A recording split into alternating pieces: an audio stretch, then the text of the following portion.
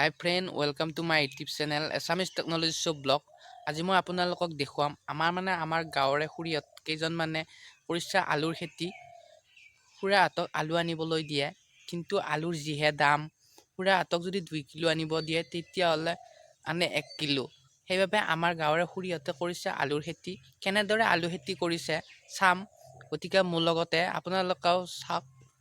এতিয়া মই যাই আছোঁ নৰাৰ মাজে মাজে আমাৰ খুৰীহঁতে কৰা আলুৰ খেতি চাবলৈ।